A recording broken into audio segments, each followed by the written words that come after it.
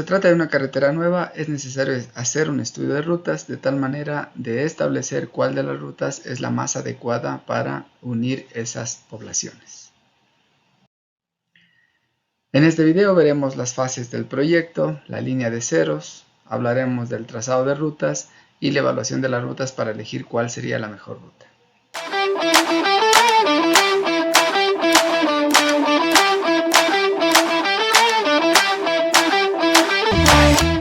Un proyecto de carreteras pasa por varias fases. Una de ellas es la de prefactibilidad, donde se hace un prediseño aproximado de la carretera. Si bien la información con la que se trazan estas primeras rutas vienen de información con no mucha detalle, como por ejemplo cartas topográficas o imágenes satelitales, en esta fase se suele hacer el costo-beneficio y el TIR de tal manera de ver la posibilidad de pasar a las siguientes etapas. Una segunda etapa es la parte de factibilidad, donde se hace el diseño definitivo de la carretera. Si obtiene mayor información de mejor calidad, pues se hace ya un diseño definitivo de la carretera. Finalmente, una vez que se tiene el diseño definitivo, se hace un diseño detallado de las estructuras, en donde ya se incluye todo el detalle del drenaje, de los puentes, etcétera, de tal manera de tener ya el proyecto completo. Se ajusta el costo-beneficio, se ajusta la tasa interna de retorno para ya pasar al proceso de contratación y construcción del proyecto.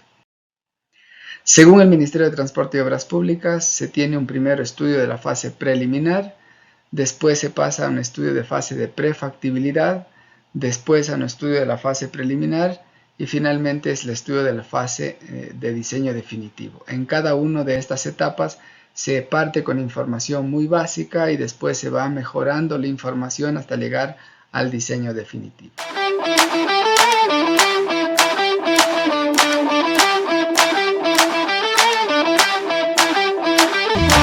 Línea de ceros o línea de pendiente es aquella línea que, pasando por los puntos obligados del proyecto, conserva una pendiente uniforme especificada por el diseñador o diseñadora y que, de coincidir con el eje de la carretera, no tendrá ni cortes ni rellenos.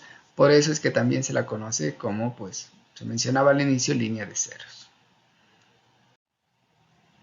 Aquí se tiene una topografía para representar la línea de ceros. Aquí tenemos una curva de nivel, acá tenemos otra curva de nivel que tienen su equidistancia o desnivel, que sería este valor de aquí.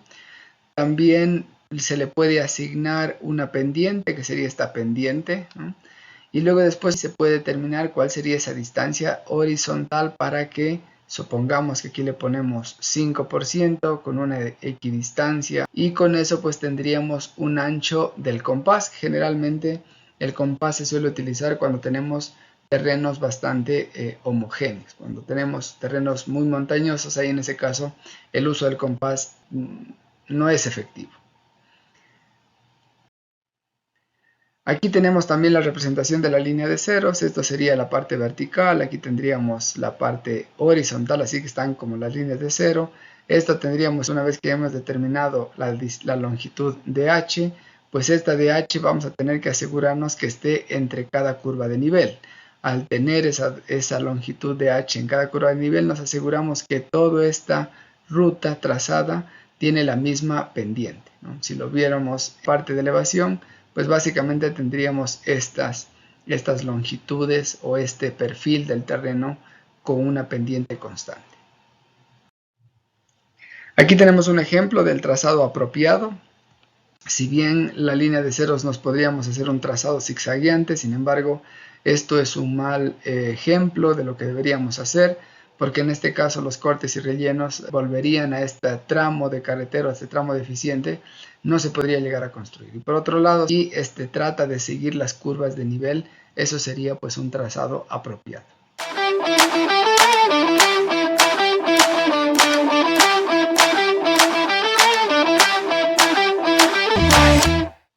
Una ruta es aquella franja de terreno de ancho variable comprendida entre dos puntos obligatorios extremos y que pasa a lo largo de puntos obligatorios intermedios, dentro de lo cual es factible realizar la localización del trazado.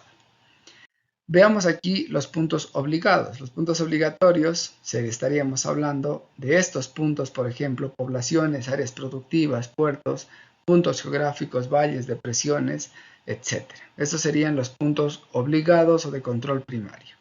Por otro lado, también tenemos puntos secundarios. Estos puntos secundarios estamos hablando de caseríos, cruces de ríos, donde va a hacer que la longitud del puente sea más corta, cruces con otras vías, zonas estables desde el punto de vista geológico, de tal manera de determinar o de ubicar esos puntos de control secundario para pasar por ahí nuestra ruta, ¿no?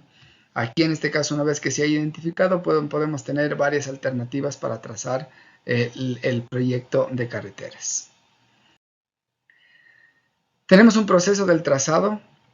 En primer lugar, es necesario copiar los datos, tener los datos iniciales. Vean que hay varias fases en las cuales se tiene que pasar para llegar al proyecto definitivo. Pero el primero es la recolección de información básica de la zona.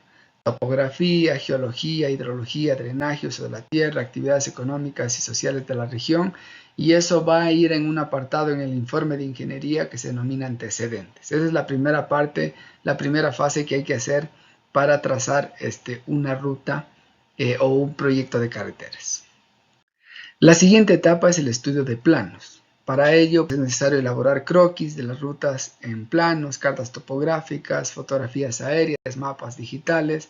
Ahí hay que considerar los puntos que son secundarios: estabilidad geológica, las pendientes naturales del terreno, estabilidad geotécnica, patrón de drenaje, cauces mayores, fuentes de materiales, ecosistemas, entre otros. La siguiente fase es el reconocimiento aéreo y terrestre. Una vez que se ha identificado, bueno, en los planos se ha hecho unos primeros trazados, es necesario ir a reconocer el terreno, ya sea desde el punto de vista aéreo o terrestre. Hay que hacer un examen de las rutas, donde se identifican las mejores rutas, posibles costos de construcción, posible afectación al paisaje, y se podría llegar a trazar la línea de ceros en el terreno. La siguiente fase involucra poligonales de estudio ya en campo también, en donde se recogen detalles necesarios, como por ejemplo hacer unas poligonales rápidas y con poca precisión, algunos lados de cinta, determinar cuáles serían los posibles cortes o rellenos, rumbos con la brújula, alturas también que se pueden llegar a determinar, o pendientes con nivel de mano. Una vez que se hayan pasado todas estas etapas, lo siguiente es hacer el levantamiento de la poligonal definitiva, donde se hace un levantamiento topográfico y se determina el ancho de corredor en base a la topografía. Una de las etapas involucra utilizar cartas topográficas, y en Ecuador tenemos las cartas topográficas provistas por el IGEM, y aquí tenemos el índice que provee las cartas topográficas, que generalmente son 1 cada 50.000, escala 1 a 50.000. Aquí tenemos una carta topográfica tipo. Aquí podemos reconocer varios aspectos, por ejemplo la escala. Aquí vamos a tener la escala tanto aquí, también vamos a tener una escala gráfica. Por otro lado vamos a tener la parte principal, donde van a estar todas las curvas de nivel y la cuadrícula. También vamos a tener una escala de conversión si queremos pasar de metros a pies. También tenemos las curvas y datos relacionados con la carta topográfica. Vamos a tener la simbología para poder leer toda la información o todos los símbolos que están dentro de la carta topográfica. Vamos a tener las referencias de dónde se han traído esa información, y también el norte, el drenaje, detalles del drenaje y la ubicación de la carta, considerando que esta carta no es aislada, sino es una porción de otras cartas que finalmente, uniendo todas las cartas, vamos a tener a todo el país. Y también el relieve, un relieve como si fuera una imagen satelital, de tal manera de identificar rápidamente cuáles son los valles y cuáles son las partes más altas de esa carta topográfica. Aquí tenemos un ejemplo de trazado. Vean que aquí tenemos una ruta A que tiene unas pendientes constantes como una línea de ceros y llega a este punto B. Tenemos otra trazado naranja que llega hasta aquí. Tenemos otro trazado. Todos cumplen una pendiente específica, pero son 3 opciones, 3 rutas a un proyecto de carreteras para unir 2 puntos específicos, en este caso el punto A y el punto B.